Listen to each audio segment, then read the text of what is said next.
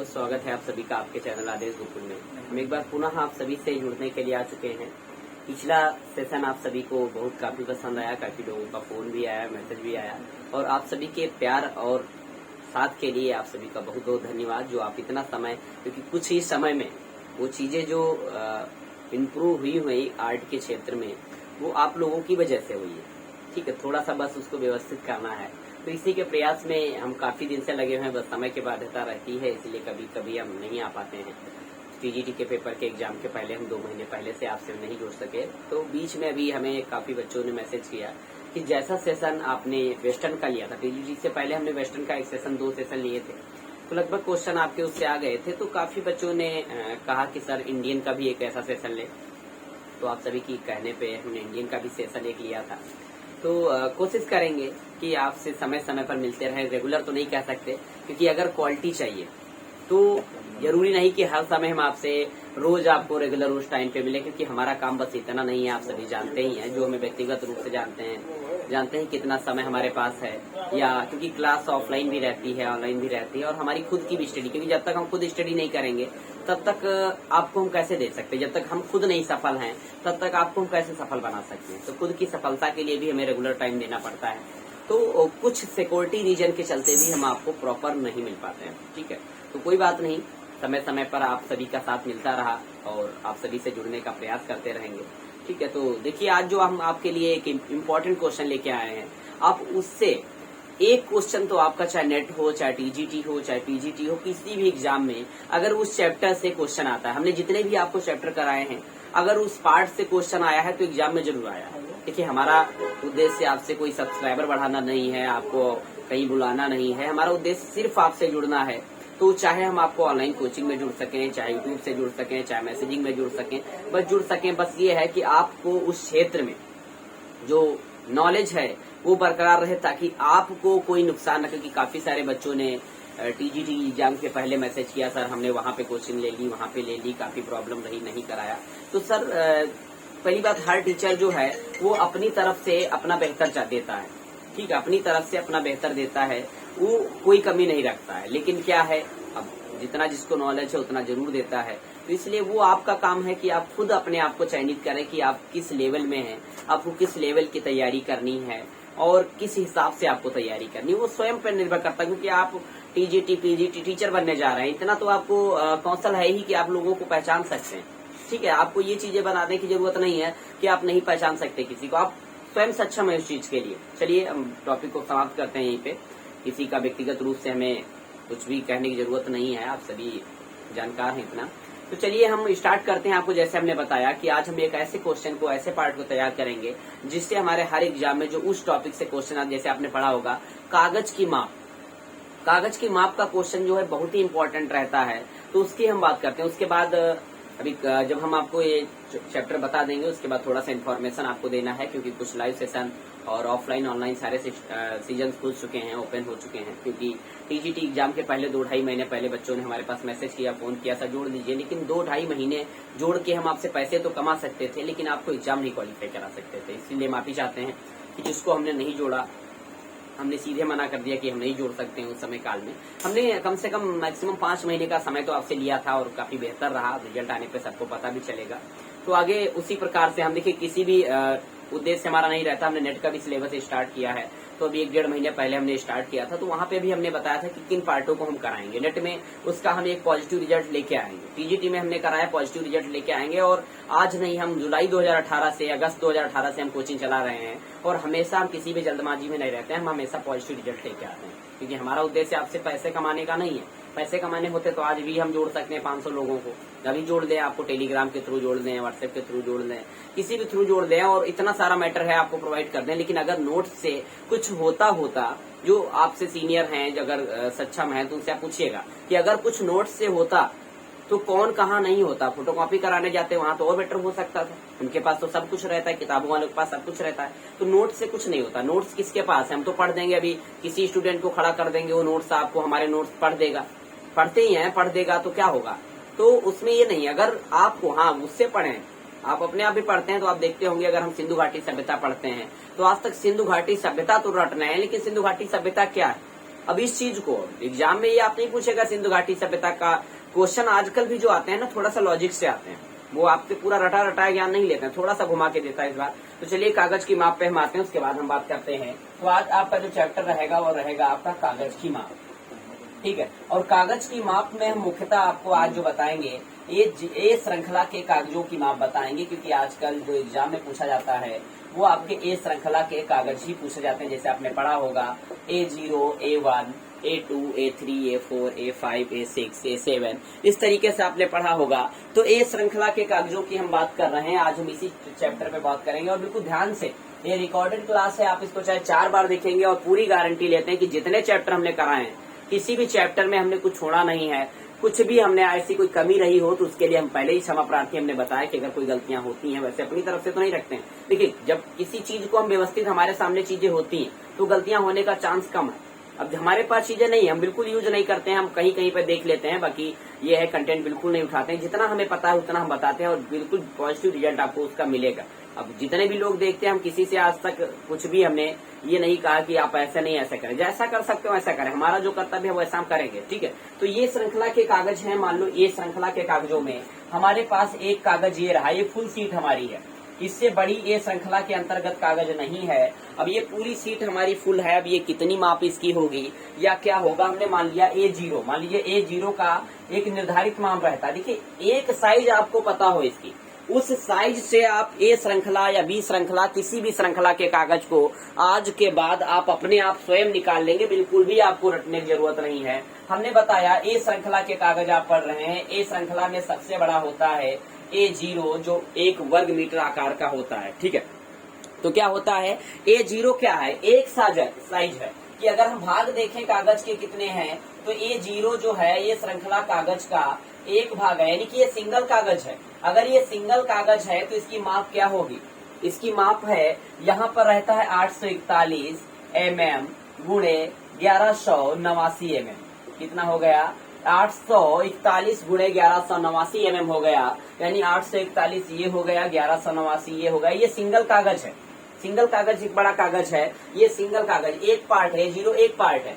अब इसकी माप कितनी होगी, छोटे वाले पार्ट को, एक रूल हमेशा ध्यान रखिए, छोटे वाले पार्ट को हम हमेशा आगे रखेंगे और बड़े वाले पार्ट को हम हमेशा पीछे रखेंगे। तो क्या हुआ, 841 गुणे 1189 mm, ये क्या हो गया, ये है हमारा A0 श्रृंखला का कागज, A0 कागज है, A0 यानी कि एक कागज है। अब इसके बाद हमें A0 के बाद हमें A1 निकालना है, तो हम क्या करेंगे, इस वाले कागज को हम 2 टुकड़ों में बांटेंगे, यानी 1 के 2 भाग करेंगे। तो 1 के 2 भाग कौन करेंगे, देखिए यहाँ पर 1 के 2 भाग करने, इसका भी एक रूल है। अब 841 वाले पार्ट को अगर हम कम कर देंगे तो गलत हो जाएगा, इसलिए हमेशा ध्यान रखिएगा कि जो ज्यादा वाला पार्ट है इसको हम आधा करेंगे। तो अगर इसको हम आधा करते हैं तो हमारा कितना भाग आ जाएगा, और इसको जब आधा करेंगे, और आपसे कहा गया है कि कम वाले पार्ट को आगे रखना है, ज्यादा वाले पार्ट को पीछे रखना है। तो अगर इसको हम आधा करेंगे तो मान लीजिए 1189 को अगर हम 2 से कट करते हैं तो कितना आता है, 594.5। लेकिन एक चीज ध्यान रखिएगा, कभी दशमलव के बाद में संख्या लिखना नहीं है, इसमें जो mm है उसमें दशमलव के बाद की संख्या नहीं लिखना है। तो हम 594, अब हमारा ज्यादा हो गया, ये कागज के 1, 2 साइज हो चुके हैं, यानी A0 के 2 पार्ट करेंगे तब ये A1 निकलेगा, यानी 2 पार्ट हो गए। अब इसकी माप कैसे लिखेंगे, 594 हमारा कम पार्ट बचा, 500, क्योंकि यहाँ से लेकर यहाँ तक की माप आएगी ना, पहले दूने था तब 1189 था, तब आधा हो गया, तो 594 को आधा हम रख देंगे और गुणे आपका 841 जो है उसमें कोई घटा नहीं है, कुछ भी पार्ट कटा नहीं है, तो 841 mm जो है वो आपका सेम रहेगा, ठीक है। ये हो गया आपका A1। सिर्फ आपको क्या करना है, ये 0 श्रृंखला का कागज याद कर लो, ये सबसे बड़ा कागज है। ज्यादा वाले पार्ट को आप आधा करके आगे कर दो, बाकी जो राइट वाला कम वाला पार्ट था उसको फिर अपोजिट ले आओ। अब ये पार्ट ज्यादा हो जाएगा तो क्या करना है, अब इसके बाद A0 के बाद में कौन सा कागज आएगा, A2, यानी कागज के 1 के 2 हिस्से किए थे, अब 2 के 4 हिस्से करेंगे। कितने करेंगे, अब 2 के 4 हिस्से करेंगे तो आपका A2 आएगा। अब जब A2 आएगा, जो कागज के 4 हिस्से आपने किए, A2 आया, तो क्या होगा, अब ये वाला पार्ट तो आपका कम हो गया, 594 ही है। अब 594 कम वाले पार्ट को थोड़ी ना हम आधा करेंगे, ज्यादा वाले पार्ट को करेंगे। अब क्या करेंगे, यहाँ से 841 वाले पार्ट को हमने आधा किया, अब कितने कागज हो गए, 1, 2, 3, 4 हो गया, यानी कि A0 का जो A2 है वो चौथा हिस्सा है। अब 841 को जब आपने आधा किया, कितना बचा, 420 बचा, यानी यहाँ से लेकर के यहाँ तक की दूरी जो है वो 420 है। तो 420 को हमने आगे कर लिया और 594 हमारा जो है उसमें कोई परिवर्तन नहीं, उसको सेम हमने अपोजिट रख दिया, ये भी हमारा mm में रहेगा। अब ये हमारा हो गया A2, A1 हुआ 2 हिस्से हुए, A2 हुआ 4 हिस्से, अब इसी तरीके से कंटिन्यू चलना है। अब हमारा आएगा A3, अब A3 के कितने हिस्से करेंगे, बिल्कुल सही पहचाना, बिल्कुल दूने करते चले जाएंगे। ये 3 जो है उसके 8 हिस्से हम करेंगे। अब उसमें क्या आएगा, अगर इसके हमने 8 हिस्से करते यानी कि अब कौन सा पार्ट हम आधा कर रहे हैं, जो ज्यादा पार्ट है 594 वाला पार्ट ज्यादा है। अब इसको हम जब आधा करेंगे तो क्या आ जाएगा, कितने हिस्से हो गए, 1 2 3 4 5 6 7 8। और जो माप लिख रहे हैं ना, 1 की लिख रहे हैं, 8 की नहीं लिख रहे हैं, 1 की लिख रहे हैं, क्योंकि वो सिंगल सिंगल गड्डी बन जाएगी ना आपकी, तो वो 8 पार्ट हो गए। अब इसकी माप क्या होगी, अब 594 वाले पार्ट को जब आप आधा करोगे कितना आएगा, 297, और 420 आपका सेम है, तो उसको क्योंकि कम नहीं किया है आपने, तो इसमें 297 गुणे 420, कितनी बार आपका ये पेपर में टीजीटी में आ चुका है ये 3 पेपर का साइज। लेकिन अभी तो हम mm में चल रहे हैं, लेकिन आजकल परिवर्तन क्या हो रहा है कि पूछता है सेंटीमीटर और इंच में, वो भी हम आपको अभी बताते हैं, क्योंकि हमने बताया है कि एक भी क्वेश्चन आ जाए इससे आपका छूटेगा नहीं कागज से। ठीक है, तो क्या हुआ, A3 आ गया, यानी 8 हिस्से हो गए। अब इसके बाद आना है A4, जो नॉर्मल हम लोग पेपर यूज करते हैं आजकल फोटोकॉपी के लिए, A4 कागज होता है। तो इसकी माप क्या होती है, आपने देखा भी होगा, सेंचुरी पेपर जो होते हैं उसके ऊपर साइज लिखी रहती है।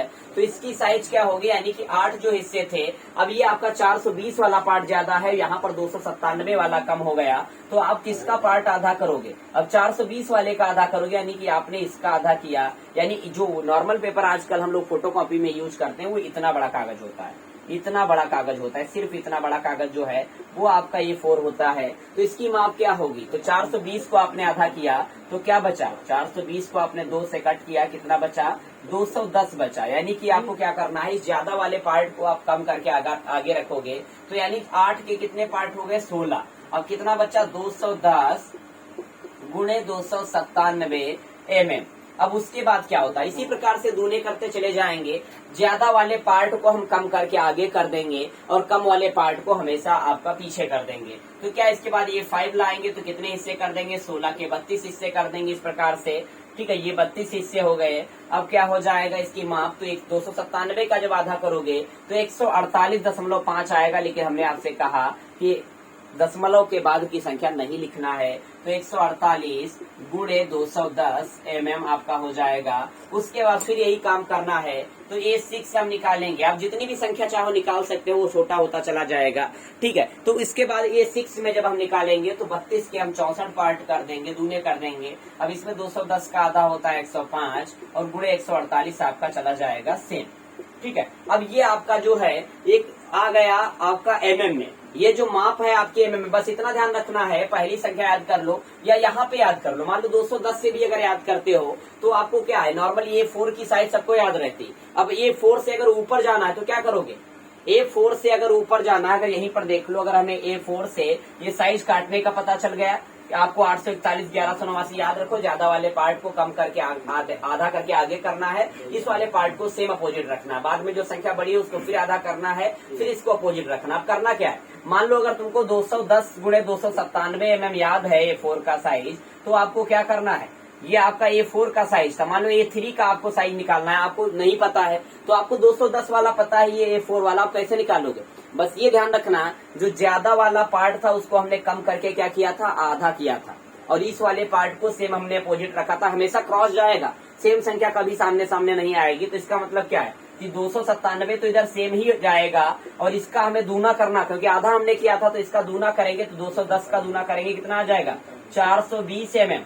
इसी प्रकार से ये 2 में जब जाएंगे क्या होगा, 297 का दूना करेंगे, कितना आएगा, 594, कितना आएगा, इसका दूना करना है सिर्फ 594, ये वाली साइज क्या होगी, सेम आ जाएगी। इसी प्रकार से A1 में आएंगे, क्या होगा, 420 का दूना करेंगे, कितना आएगा, 840, लेकिन एक आपने वहां पर दशमलव लगाया था, वो 841 हो गया। 594 जो आता है आपका 94 रहेगा, 594 आपका सेम आ जाएगा। फिर आपका ये 0 आ रहा है, क्या करोगे, 594 का होता है अदूना 1088, लेकिन 1188 होता है 594 का, तो 1188 तो नहीं करना है, दशमलव लगा था इसलिए 1189 हो गया। अब ये वाला आपका सेम आ गया। चाहे नीचे से ऊपर चले जाओ, चाहे ऊपर से नीचे चले जाओ, एक साइज पता हो कैसे भी आप निकाल सकते हो। बस ये ध्यान रखना, पहली संख्या याद रखो, ठीक है। अगर ऊपर से नीचे की तरफ आ रहे हो तो A0 का आधा A1, A1 का आधा A2, A2 का आधा A3, तो आधा होता चला जाएगा, दूने होता चला जाएगा। तो क्या करना है, ये संख्या में जो बड़ी संख्या है उसको आधा करके आगे करना है,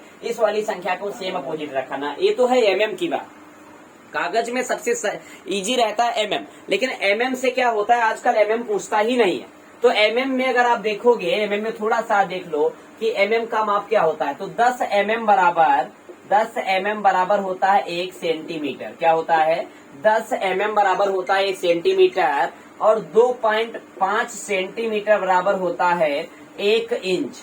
बस ये फॉर्मूला याद रखना है। 10 mm बराबर होता है 1 सेंटीमीटर और 2.5 सेंटीमीटर बराबर होता है 1 इंच।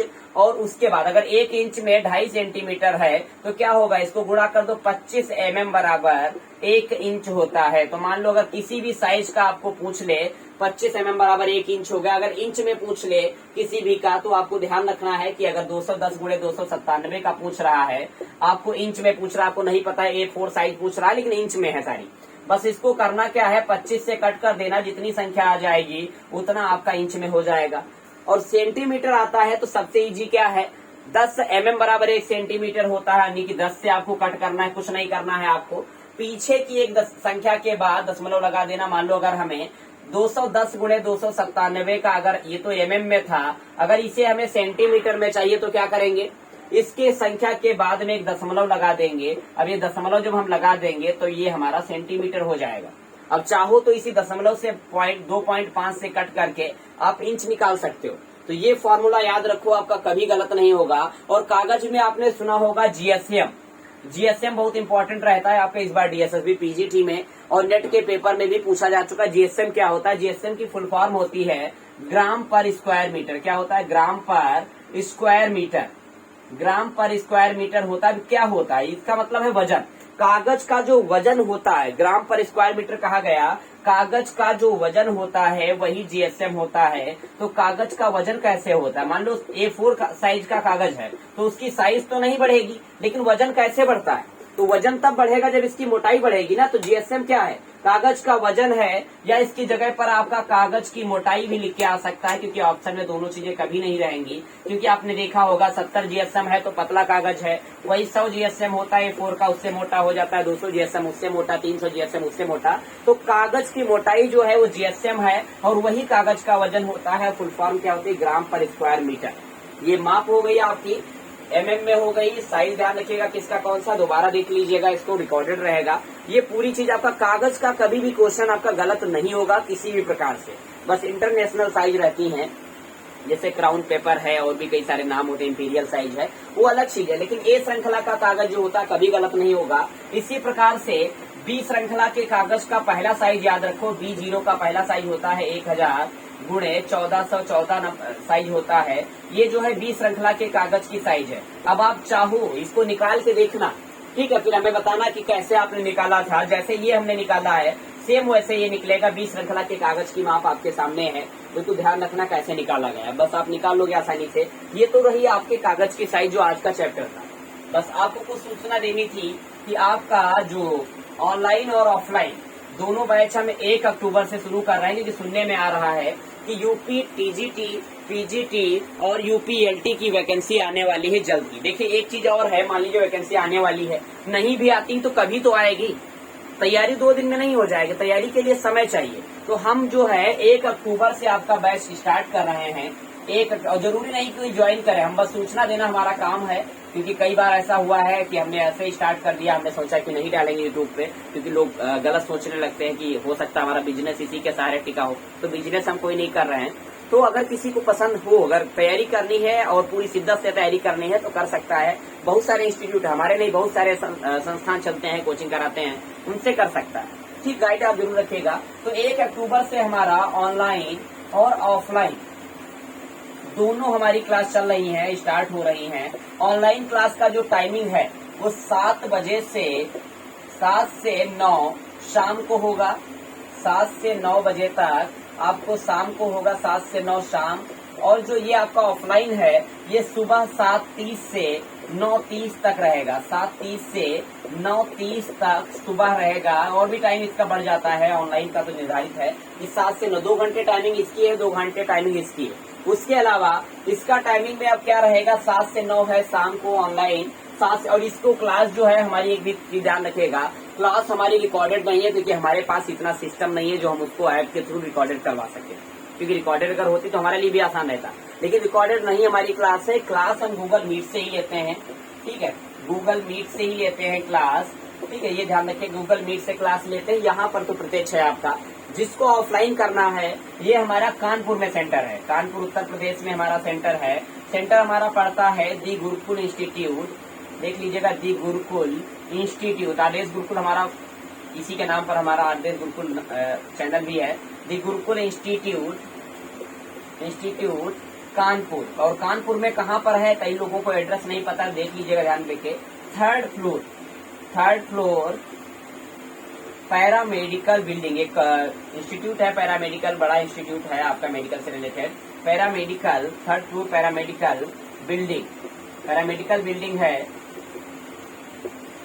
परेड कानपुर। परेड चौराहा जो आपका पड़ता है, परेड कानपुर में हमारा सेंटर। और कहाँ पर है भी देख लीजिएगा, आप जब परेड चौराहे पे जाते हैं, एक आता है आपका सिविल लाइन से परमठ की तरफ रोड आती है, एक रावतपुर की तरफ जाती है, एक आपकी जाती है सीधे बड़े चौराहे की, एक रोड जो आपकी सेंट्रल की तरफ जाती है। तो एक ये परेड चौराहा है, एक उसके आगे जस्ट एक परेड चौराहा और पड़ता है आपका, जो बुक मार्केट चौराहा, जो बुक मार्केट की तरफ जाते हैं।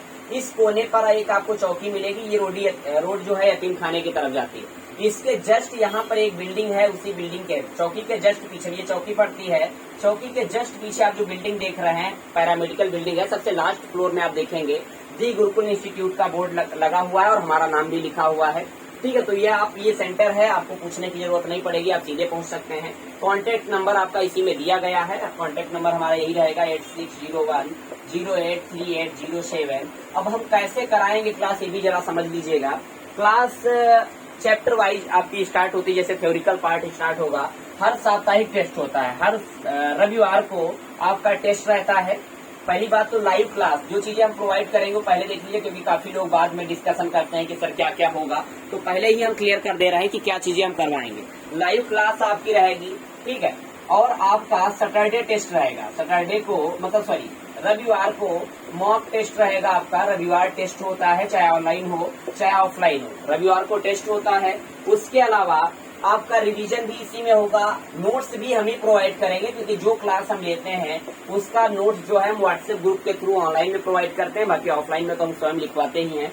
तो ये मेन चीजें इतनी है। और बाद में मान लो अगर हम बैच स्टार्ट कर दिए और एग्जाम नहीं हुआ, ये भी चीज काफी लोग पूछते हैं कि सर अगर बैच स्टार्ट कर दिया, मान लो वैकेंसी नहीं आई या पेपर नहीं हुआ, तो जब तक हमारा सिलेबस चलेगा, लगभग 5 महीने तो चलता ही है, 5 महीने हम आपको कंटिन्यू पूरी शिद्दत के साथ पढ़ाएंगे। अगर मान लो फिर भी एग्जाम नहीं हुआ, ज्यादा लंबा समय हमें दिखा कि 4 महीने 5 महीने एग्जाम नहीं होगा, तो बीच में बैच को हम रोक देंगे। और उसके बाद जैसे ही आपका एग्जाम की डेट घोषित होगी, 1 महीने पहले तो कम से कम घोषित ही होती है, हम आपका पुनः 1 महीने के लिए आपका पूरा रिवीजन कराने के लिए फिर से हम एक बैच इसी में, मतलब उसकी एक्स्ट्रा फीस आपको नहीं देनी, जो फीस यहाँ पे होगी निर्धारित फीस रहेगी। यहाँ पे हम फीस किसी को नहीं बताएंगे।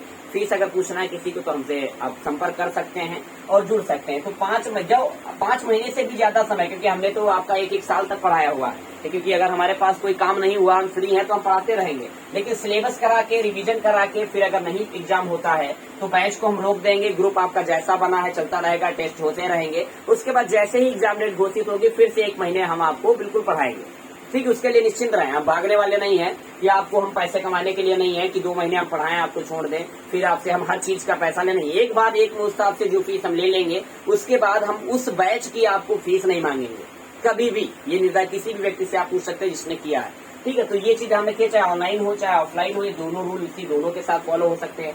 पढ़ाएंगे क्या, ये बैच मुख्यतः आपका यूपी टीजीटी, पीजीटी और यूपीएलटी या उत्तराखंड एलटी कह सकते हैं। इसका अब देखिएगा, ये मेन तो हमने इतना लिखा है, केबीएस का सिलेबस भी सेम रहता है, एनबीएस का सिलेबस भी सेम रहता है, डीएसएसबी का सिलेबस भी सेम रहता है, और इसके अलावा आरपीएससी का सिलेबस भी इसका सेम ही रहता है। तो चाहे तो वो बच्चे भी ज्वाइन कर सकते हैं, ठीक है। और ये इसमें हम क्या कराएंगे, पूरा जो सिलेबस है, जैसे देख सकते हो फंडामेंटल का पूरा पार्ट आपको कराया जाएगा, ठीक है। उसके साथ में आपको टेस्ट, इसी का स्पेशल टेस्ट भी होते हैं, टॉपिक वाइज टेस्ट भी होते हैं। उसके बाद पूरा इंडियन के अंतर्गत आपको स्टार्टिंग से लेकर मॉडर्न तक जो भी चल रहा है, जैसे आपका प्रागैतिहासिक से पहाड़ी है, पूरा मॉडर्न है, जितने भी आर्टिस्ट हैं आपने नाम भी नहीं सुने होंगे वैसे ऐसे आर्टिस्ट आएंगे, पूरी स्थापत्य कला है। उसके अलावा सौंदर्य शास्त्र है, सौंदर्य शास्त्र रहेगा, कुछ विविध पार्ट रहते हैं। और उसके अलावा आपका वेस्टर्न आर्ट जो रहता है उसमें भी आधुनिक और प्राचीन दोनों पार्ट रहते हैं। ये इतना मेन रहता है। ये छोटा सा पार्ट आपको दिखने में लग रहा है, अगर हम चैप्टर वाइज लिखेंगे बहुत बड़ा हो जाएगा। और उसके साथ साथ में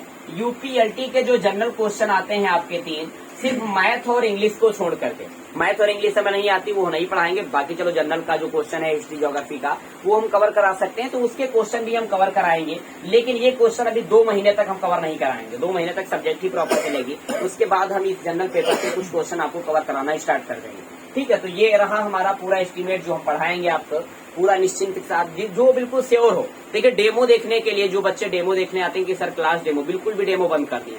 इतने बड़े बड़े डेमो हमने क्लास के दिए हुए हैं, डेमो के हमारी तो क्लास ही है, और जो है डेमो क्लास तो हम देना बंद कर दिया। अगर किसी को ज्वाइन करना है तो सीधे हमसे संपर्क कर सकता है, नंबर हमारा है। और एक चीज और, हमारे नाम से कोई भी संस्थान और नहीं चलता है, सिर्फ आदेश ही पढ़ाते हैं अभी, ये मान लीजिएगा। ऐसा नहीं है कि आप कहीं जो ज्वाइन कर लेंगे सर आपके नाम से हमने जुड़ गए, क्योंकि आजकल बहुत होता है किसी का नाम यूज करके बहुत सारे इंस्टीट्यूट चल रहे हैं, ऐसे बहुत सारे जैसे संस्थान चलते हैं। तो आदेश का नाम करके न जाना, बात कर लेना, यही नंबर है 8602। 2 नंबर हमारे चलते हैं, तीसरा नंबर कोई हमारा नहीं है। एक नंबर 860108 3807 चलता है, एक 700 744 30 37 चलता है। इन 2 नंबर के अलावा तीसरा कोई नंबर हमारा नहीं है, और ना ही हमारा कोई ग्रुप है। ठीक, स्पेशली हम ग्रुप अपना व्हाट्सएप पे ही बनाते हैं, बाकी कोई ग्रुप नहीं। भविष्य में अगर जरूरत कभी पड़ी तो अन्य ग्रुप बनाए जाएंगे, नहीं तो हमें कोई इरादा नहीं है ग्रुप बनाने का। क्लासेस स्टार्ट हैं, जिस कोई व्यक्ति इच्छुक हो आपको पूरा डिटेल बता दिया गया है।